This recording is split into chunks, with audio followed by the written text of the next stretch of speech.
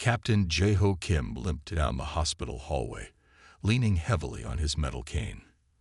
The war had taken his right leg below the knee and left scars across half his face, but the worst wounds were the ones no one could see. "Captain Kim, please wait," called a nurse, hurrying after him. "You have one more thing to pick up before you leave." Jae-ho stopped with a sigh. He just wanted to go home. After 8 months fighting the Viridians and 3 more in the hospital, he was tired of people poking and prodding him. "What is it?" he asked. The nurse smiled and handed him a small box with air holes.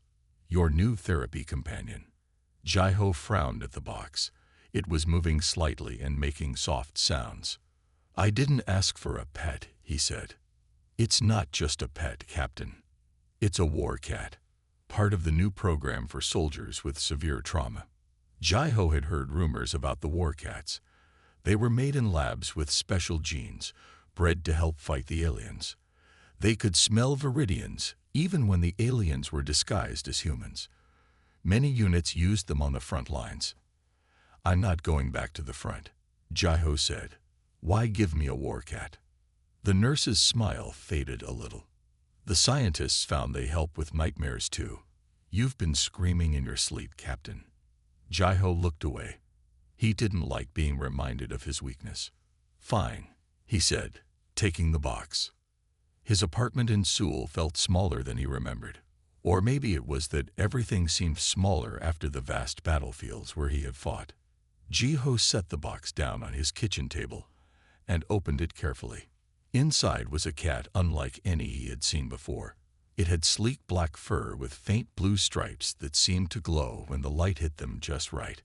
Its eyes were large and amber-colored, watching him with too much intelligence for a normal animal. "So you're supposed to fix me," Jae-ho said to the cat. "Good luck with that." The cat tilted its head, studying him.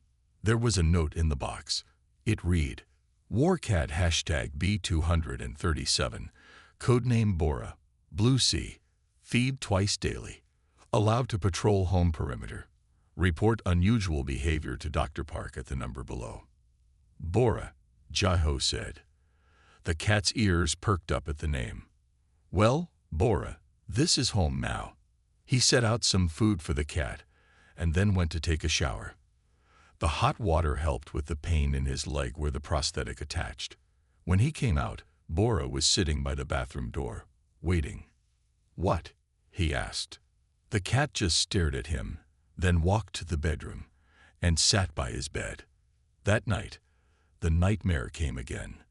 Jae-ho was back in the tunnels beneath Seoul Station, where his unit had been ambushed. Private Sun was screaming as a Viridian pulled him into the darkness. Lieutenant Yoon was firing wildly, his face splattered with blue alien blood. And Captain Jae-ho Kim was giving the order to fall back, leaving 3 men behind.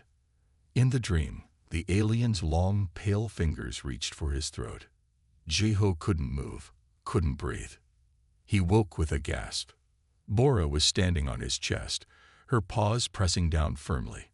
Her eyes were no longer amber but a bright, glowing blue. She was staring at him with such focus that Jae-ho felt a chill run down his spine. "Get off," he said, pushing the cat away. Bora jumped down but continued to watch him from the foot of the bed. Jae-ho couldn't fall back asleep with those glowing eyes fixed on him. He turned on the light, but when he looked again, Bora's eyes were back to their normal amber color. "Great," Jae-ho muttered. "They gave me a broken war cat." He didn't know then that Bora wasn't broken. She was evolving, and soon she would hunt things far more dangerous than disguised aliens. As Jae-ho finally drifted back to sleep, Bora continued her silent watch, her tail twitching with purpose. The night was young, and somewhere in the space between sleep and waking, the enemy was waiting. 3 days passed. Jae-ho didn't like to admit it, but having Bora around made the empty apartment feel less lonely. The war cat followed a strict routine, patrolling the apartment's perimeter each morning and evening, sitting by the window for hours watching the street below, and always watching Jae-ho as he slept. That night, the nightmare was worse than ever. In the dream, Jai-Ho was back at the massacre site. The bodies of his men lay scattered around him. But this time, the dead soldiers rose up with glowing blue eyes. They pointed at him. "You left us," they said in hollow voices. Behind them stood a tall Viridian. Its gray skin was stretched tight over a face with no nose and 6 small eyes. It smiled, showing needle-like teeth. "Your guilt feeds us," it said. "Your fear makes us stronger." Jai-Ho tried to run but couldn't move. The alien reached for him with long fingers, each tipped with a sharp claw. Jai-Ho tried to scream. A flash of blue light cut through the dream. Something fast and dark leaped between Jai-Ho and the Viridian. It was shaped like a cat, but bigger, much bigger. Its fur rippled with blue light, and when it turned to look at him, Jai-Ho saw familiar amber eyes. "Bora," he whispered in the dream. The dream Bora growled and turned back to face the Viridian. The alien hissed in surprise. "Impossible," it said. "You cannot be here." Dream Bora launched herself at the alien, her claws leaving trails of blue light in the air. The Viridian tried to fight back, but the cat was too quick. She tore into the alien with fury, and the creature screamed. The dream shattered around Jai-Ho, and he woke up, heart pounding. For the first time in months, he didn't wake up screaming. He sat up in bed, confused. The nightmare had started the same, but the ending was different. And Bora. Jai-Ho looked around the room. Bora wasn't there. "Bora," he called out. No answer. He got up, attached his prosthetic leg, and searched the apartment. No sign of the cat. The window in the kitchen was open slightly, just enough for a cat to squeeze through. Jai-Ho frowned. He was sure he had closed it before going to bed. After searching the whole building, Jai-Ho returned to his apartment, worried and confused. He tried to remember the dream. It had felt different, more real, somehow. And Bora had been there, fighting the alien.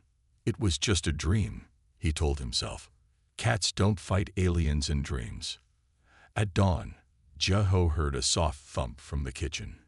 He rushed in to find Bora climbing back through the window. The war cat looked tired, her movements slow and careful. "Where have you been?" Jai-Ho asked. Then he noticed something strange. Bora's paws were covered in a blue glowing substance. It looked like Viridian blood, but that wasn't possible. There were no Viridians in Seoul. The war was being fought far away. Bora walked to her water bowl and began to drink. As she did, the blue substance washed away, dissolving into nothing.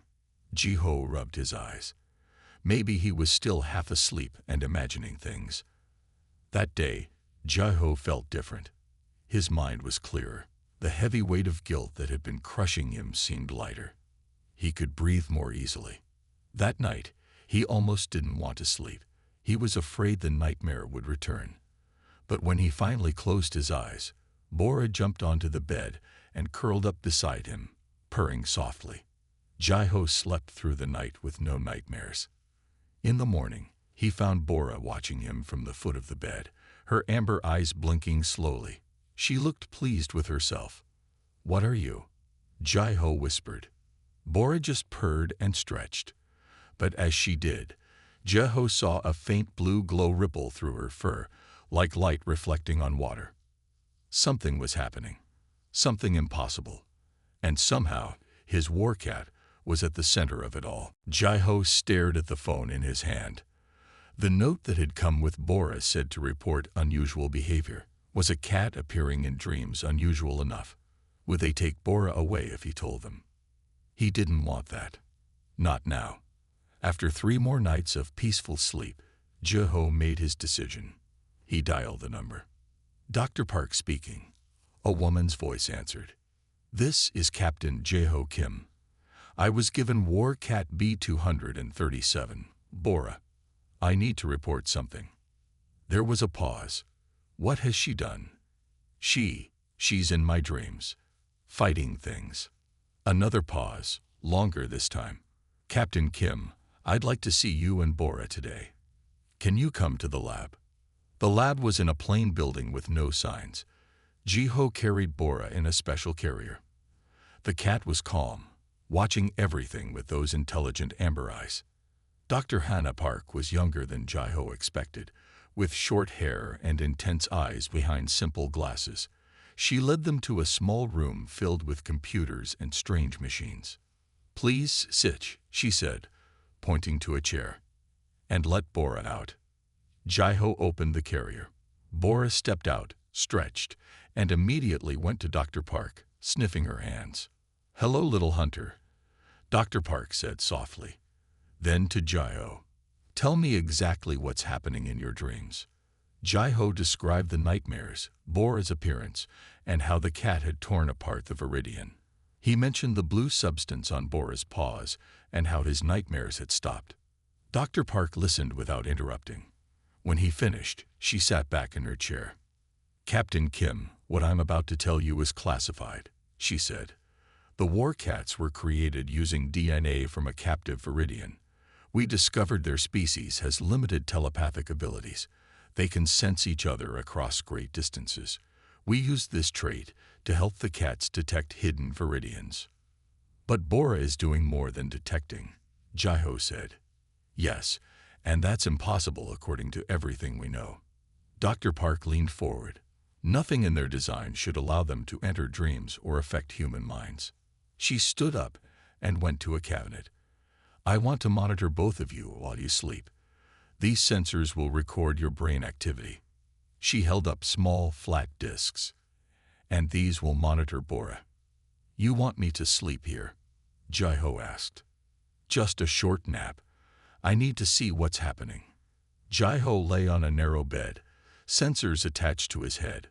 Bora curled up next to him. Dr. Park dimmed the lights. "Try to relax," she said, moving to her computers. It took time, but eventually Jiho drifted off. The nightmare began again. The tunnel, the dead soldiers, the Viridian. But this time, Jiho wasn't afraid. He waited. Sure enough, blue light flashed, and Bora appeared, larger than life, fur rippling with energy. She attacked the Viridian with fury. Jiho watched in amazement as Dream Bora tore the alien apart. The nightmare dissolved into peaceful darkness. Jiho woke to find Dr. Park staring at her computer screens, her face pale. "What is it?" he asked. "This is impossible," she whispered. She turned one screen so he could see it. 2 brain wave patterns were displayed, one human, one feline. They pulsed in perfect synchronization. "During your dream state, your brain waves and Bora's matched exactly," Dr. Park said. "It's as if you shared the same mind. And look at this." She pointed to another screen showing Bora's body.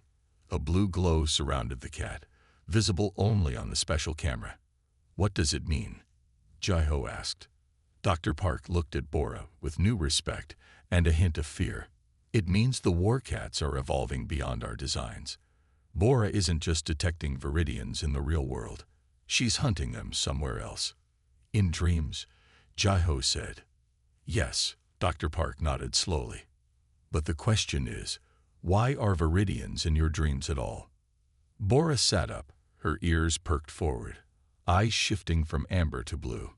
She looked at Jiho and then at Dr. Park, as if she understood every word. Over the next week, Jiho and Bora spent every day at Dr. Park's lab. She ran many tests and talked to other scientists in secret calls. Jiho watched as Bora grew more comfortable with the tests. The cat seemed to understand they were trying to help. "I have a theory," Dr. Park said one morning. She looked tired, with dark circles under her eyes. "But you won't like it." Jiho sat across from her desk, Bora in his lap. "Tell me." "I think the Viridians are attacking humans through dreams." Dr. Park spread out papers covered with brain scans. "Look at these, all from soldiers with severe PTSD. The patterns are too similar to be natural." "You think our nightmares are being caused by aliens?" Jiho frowned. "Not caused. Shaped. Enhanced." Dr. Park pointed to one scan. This is your brain during a normal dream. She pointed to another. This is during your nightmare, before Bora intervened. Jai-Ho saw the difference. The second scan showed strange spikes and patterns that looked almost like. It's a signal, he said slowly. Yes. Dr. Park nodded. The traumatized minds of soldiers are broadcasting on a frequency the Viridians can detect. They're using these signals to find military personnel and make the nightmares worse. But why? To keep our best soldiers from returning to duty. Dr. Park leaned back in her chair. Over 60% of soldiers with combat PTSD never return to active service. What if that's not just a side effect of war? What if it's a Viridian tactic? Jai-Ho looked down at Bora. The cat was watching Dr. Park with intense focus. And Bora? He asked. She's hunting them. Dr. Park's voice was filled with wonder. Somehow, she's evolved to track these dream signals and fight the entities causing them. A chill ran down Jai-Ho's spine. You're saying there's a secret war happening while we sleep? Exactly. Dr. Park pulled up a map on her computer. Red dots covered major cities. These are reports of soldiers with severe, treatment-resistant PTSD. The numbers are too high, Jai-Ho, and they're growing. Jai-Ho stroked Bora's fur. So my cat hasn't just been helping me. She's been fighting a war. A war we didn't even know was happening. Dr. Park looked at Bora with new respect. But she can't fight alone. Are there others? Other cats doing this? I don't know, but we need to find out. Dr. Park typed quickly on her computer. I'm checking records of all war cats placed with veterans. Bora suddenly jumped from Jai-Ho's lap and ran to the door. Her fur bristled, and her eyes glowed bright blue. What's wrong with her? Jai-Ho asked. Dr. Park checked her monitors. Her brain activity just spiked. It's like she's sensing something. The door burst open. A man in a military uniform stood there, breathing hard. Dr. Park, we have a situation. Multiple reports of soldiers in comas, all at the same time, across 3 cities. Dr. Park stood quickly. When did it start? 20 minutes ago. It's like they all fell asleep and couldn't wake up. Jai-Ho looked at Bora. The cat was growling now, her tail lashing back and forth. It's an attack, Jai-Ho said. Isn't it? The Viridians are attacking through dreams. Dr. Park nodded grimly. And it's bigger than anything we've seen before. The soldier looked confused. Dreams? What are you talking about? Jai-Ho bent down and picked up Bora. The cat was tense in his arms, ready to fight. We've been looking at the wrong battlefield, he told the soldier.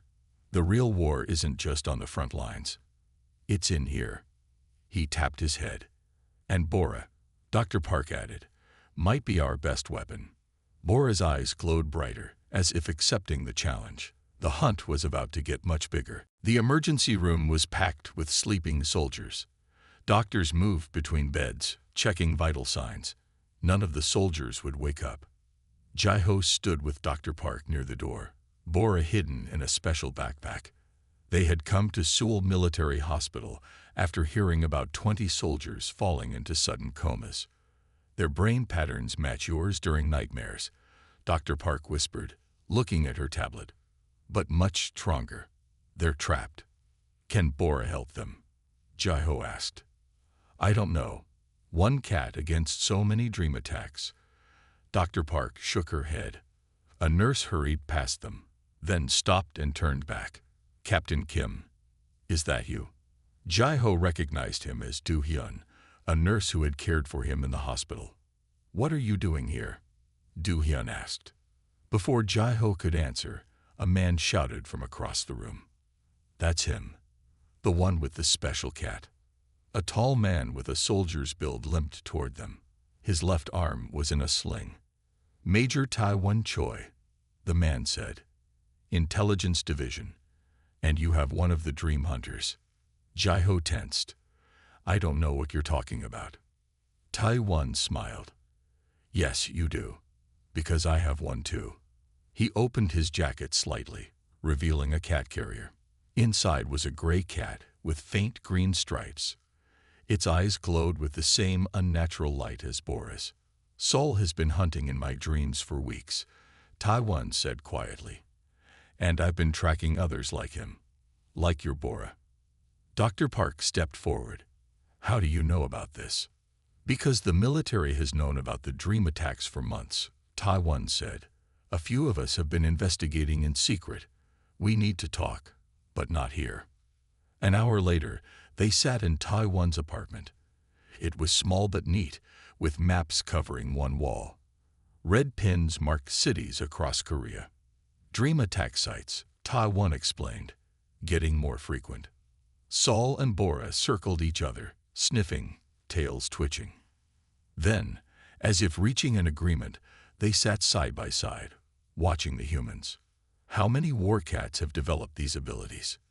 Dr. Park asked. At least 12 that I've confirmed, Taiwan said, all paired with soldiers who had direct combat with Viridians. We need to gather them, Jaiho said. If what Dr. Park discovered is true, we're facing a coordinated attack. Taiwan nodded. I've been trying. But there's something else you should see. He walked to a door and opened it. Minji, come out please. A young woman entered. She looked like Taiwan, but smaller, with the same strong jaw and direct gaze. My sister, Taiwan said. Minji, tell them about your dreams. Minji sat down, hands folded in her lap. I started having nightmares 3 weeks ago. About tall gray creatures with 6 eyes. They chased me through dark tunnels. Jaiho and Dr. Park exchanged looks. She's never seen a Viridian, Taiwan said. Never been in combat. She's a music teacher. The dream attacks are spreading to civilians, Dr. Park said, her voice low with worry. Yes, but that's not all. Taiwan nodded to Sol. The gray cat stood and walked to Minji, jumping into her lap. When Sol sleeps near Minji, the nightmares stop. And sometimes I can see what he's doing in the dream, Minji finished. Fighting the gray creatures. It's like watching a movie where I can feel everything. Dr. Park leaned forward. You can share Sol's perspective in the dream. Minji nodded. He brought something back once. She reached into her pocket and pulled out a small crystal that glowed with faint blue light. It was in my hand when I woke up, she said. Jaiho stared at the crystal. That's impossible. Dreams aren't real. Maybe the line between dreams and reality isn't as clear as we thought, Dr. Park said, carefully taking the crystal. This is Viridian technology. But how? A phone rang. Taiwan answered it, his face growing serious. It's happening again, he said after hanging up. Mass comas in Busan. Over 50 soldiers and 20 civilians. Jaiho looked at Bora. The cat's eyes were already glowing blue. We need more hunters, Jaiho said. We need to gather everyone with a war cat. Now. Minji touched the crystal in Dr. Park's hand. The war has changed, she said softly. It's not just about men fighting with guns anymore. The cats watched them, tails swishing in unison. The hunters were ready. 3 days later, Jaiho sat in a crowded meeting room. Around him were 15 people, each with a war cat. Dr. Park stood at the front, showing brain scans on a large screen. The attacks are getting worse, she said. Last night, 200 people across Korea fell into comas. Not just soldiers now. Regular people too. A woman raised her hand. Her cat, a sleek brown female with blue eyes, sat alert in her lap. My miso has been fighting in dreams for weeks, she said. But last night she couldn't keep up. Too many enemies. Others nodded. Their cats looked tired, eyes half closed. The Viridians are coordinating their attacks, Taiwan said. He pointed to a map. These aren't random. They're targeting specific areas. Military bases, government buildings, schools. Schools? Jaiho asked. Why schools? Children's dreams are easier to enter, said a quiet voice. Everyone turned to look at Minji, who sat in the corner. I hear the gray ones talking in my nightmares. They say young minds are doorways. The room fell silent. Bora jumped from Jaiho's lap and walked to the center of the room. One by one, the other warcats joined her. They formed a circle, tails touching. What are they doing? Someone whispered. Communicating, Dr. Park said. They're planning. A loud bang made everyone jump. The door flew open, and soldiers rushed in with guns raised. Nobody move, shouted a man in a general's uniform. By order of the Korean Defense Ministry, you are all under arrest for unauthorized experimentation with military assets. Jaiho stood slowly. General Kim, what is this about? The general's eyes narrowed. Captain Kim, I should have known you were involved. He looked at the circle of cats with disgust. These animals are military property. The Dream Hunter program is classified. You knew, Dr. Park said, stepping forward. You knew about the dream attacks all along. Of course we knew, the general snapped. We've been monitoring Viridian dream activity for months. It's under control. Under control. Taiwan stood, his face red with anger. People are falling into comas across the country. Acceptable losses, the general said coldly. We can't reveal this vulnerability to the public. It would cause panic. You're sacrificing innocent people, Jaiho said. I'm protecting our strategic advantage, the general replied. The warcats were never meant to fight in dreams. They were meant to track the dream signals back to their source, the Viridian Psychic Command Center. Dr. Park gasped. You're using the cats to find the Viridian base. You don't care about the people trapped in nightmares. Soldiers understand sacrifice, Dr. Park. The general gestured to his men. Take the cats. Lock these people up. The soldiers moved forward, but stopped when the warcats rose as one. Their eyes glowed, blue, green, amber, purple, all shining with the same fierce light. The cat's fur rippled with energy. I wouldn't do that, General, Jaiho warned. The cats choose who they hunt for. The general laughed. They're animals, Captain. Animals follow orders. Bora stepped forward, staring at the general. A low growl filled the room as all 16 cats joined in. Not these animals, Jaiho said quietly. They're fighting a war you don't understand. Suddenly, alarms blared throughout the building. A soldier burst into the room. Sir, reports coming in.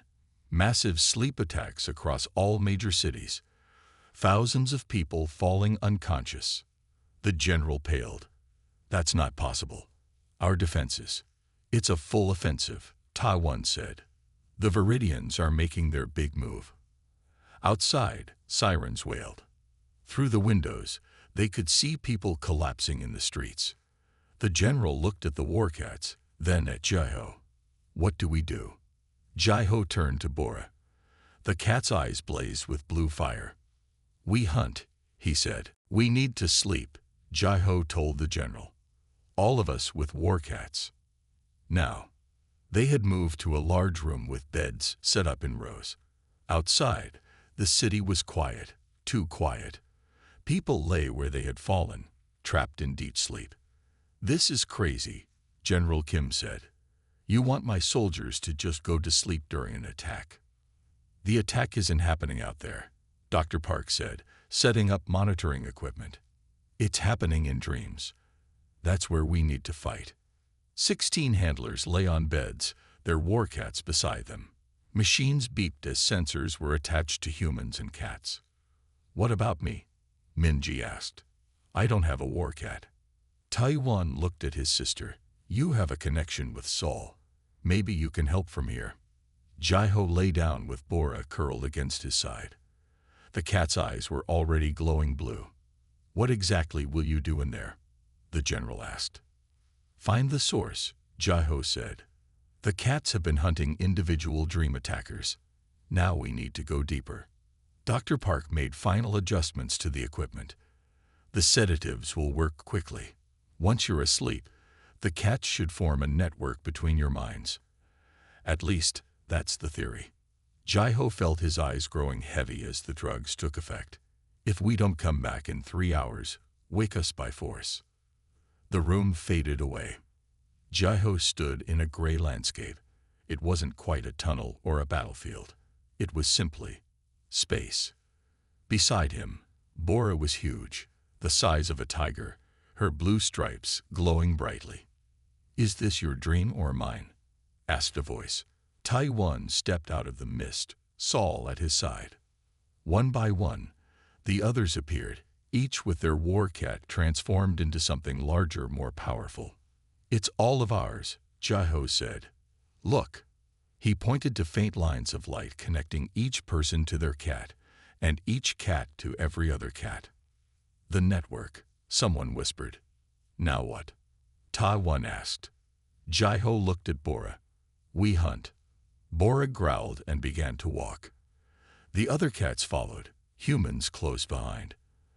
The landscape shifted around them, sometimes becoming city streets, sometimes forests, sometimes strange alien structures. "These are pieces of everyone's dreams," Dr. Park's voice said, though she wasn't with them. She was speaking through the machines somehow. "Stay together. Your brain waves are synchronized." They walked for what felt like hours. Then Bora stopped suddenly, her ears flat against her head. Ahead was a vast, dark structure. It rose like a twisted tower, pulsing with sickly green light. Around it floated thousands of glowing orbs. "What are those?" Jai-Ho asked. A woman stepped forward, her cat growling beside her. "Dreams. They're stolen dreams." Jai-Ho looked closer. Inside each orb was a tiny scene. People running, hiding, fighting. People trapped in nightmares. "The Viridians aren't just attacking us," Taiwan said slowly. "They're harvesting us." "Correct," said a new voice, cold and strange. They turned to see a tall Viridian step from the shadows. Unlike the ones Jai-Ho had fought, this one wore a complex robe and had markings on its gray skin. "Human fear is a resource," it said. "Your nightmares feed our psychic engines." "You're stealing people's dreams," Jai-Ho said, "trapping them in nightmares." "We are farming what you waste," the Viridian replied. "Your species throws away fear, treats it as garbage. We transform it into power." Bora growled, growing even larger. The other cats formed a circle around the humans. "Release them," Jai-Ho demanded. The Viridian laughed, a horrible hollow sound. "You cannot stop the harvest. Your war cats are an amusing diversion, nothing more." Jai-Ho felt a strange sensation, a warmth spreading from Bora through their connection. He could feel Bora's thoughts, her determination. "We're not just connected to the cats," Jai-Ho said suddenly. "We can join with them." He reached out and placed his hand on Bora's head. Energy flowed between them. "Everyone," Jai-Ho called, "touch your cat. Complete the bond." As each handler connected with their war cat, the network of light grew stronger. The Viridian stepped back, its 6 eyes widening. "Impossible," it hissed. Jai-Ho felt Bora's consciousness merge with his own.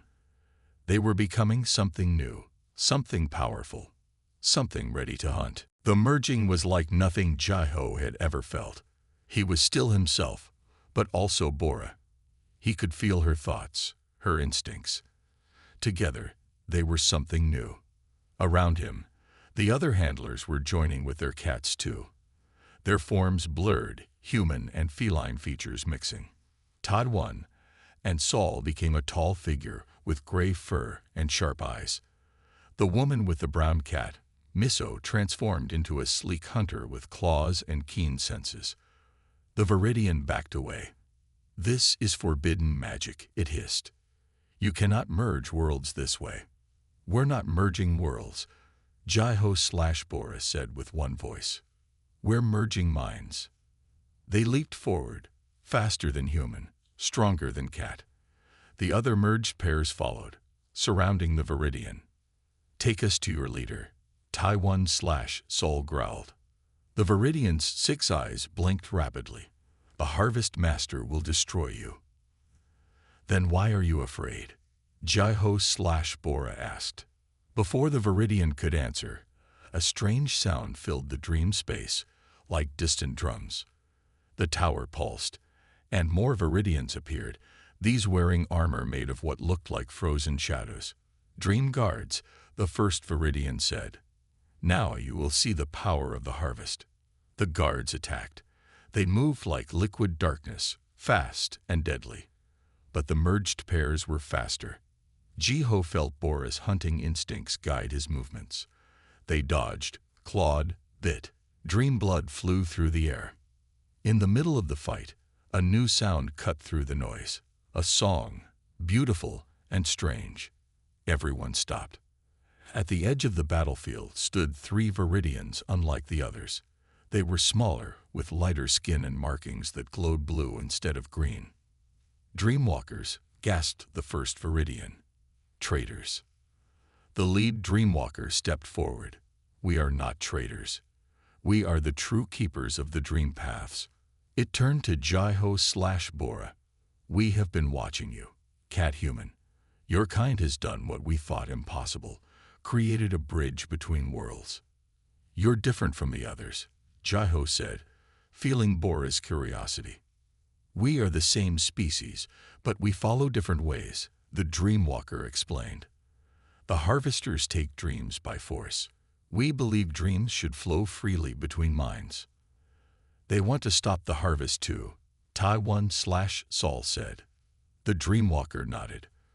For years we have tried to contact humans, to warn them, but we could not reach across the void between our minds.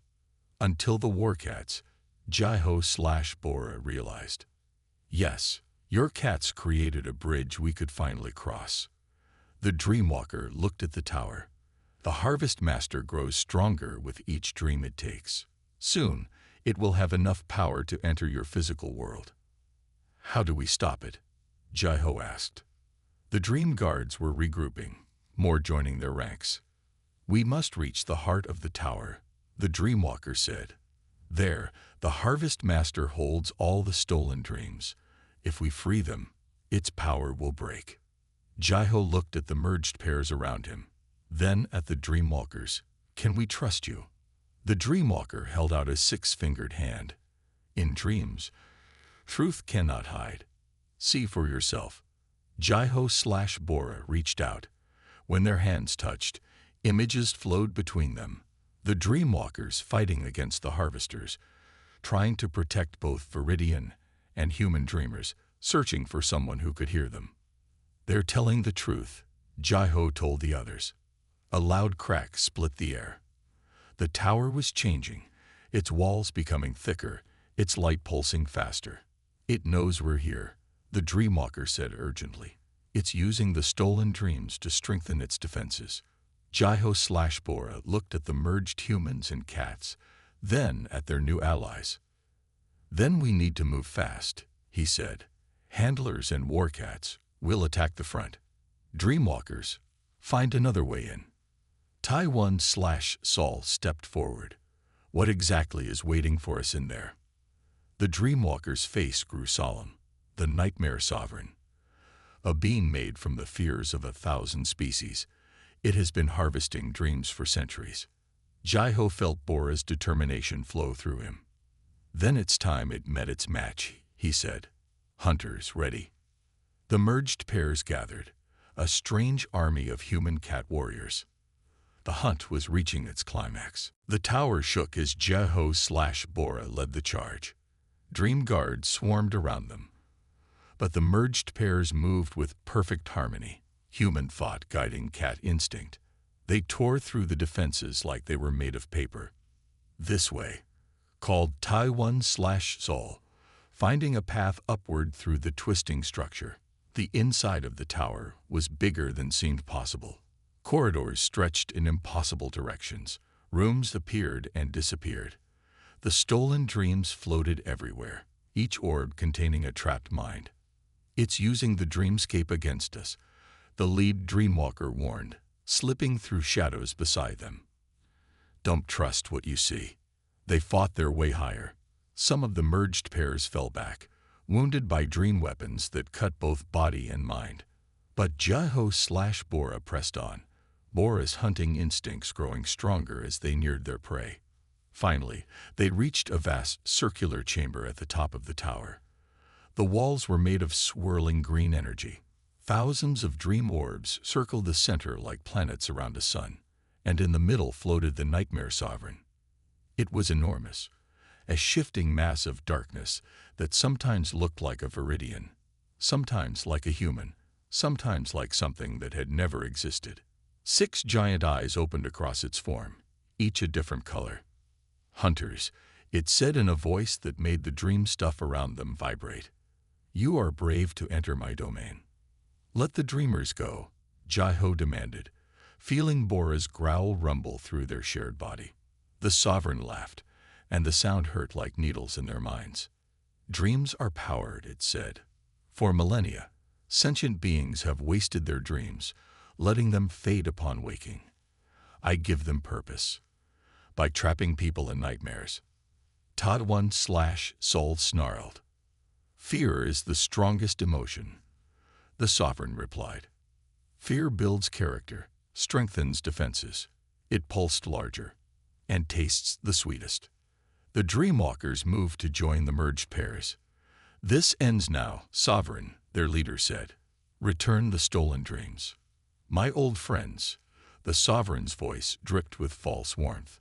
"Come to betray your own kind. Humans would destroy us all if they could." "Not these humans," the Dreamwalker said, gesturing to the merged pairs. "They joined with their animals instead of controlling them. They seek connection, not domination." The Sovereign roared, its form expanding to fill half the chamber. "Enough. I will add your dreams to my collection." It struck out with tentacles of shadow. The battle began in earnest, merged pairs dodging and attacking, Dreamwalkers casting blue light that burned away the shadows. But the Sovereign was strong, drawing power from the thousands of dreams it had captured.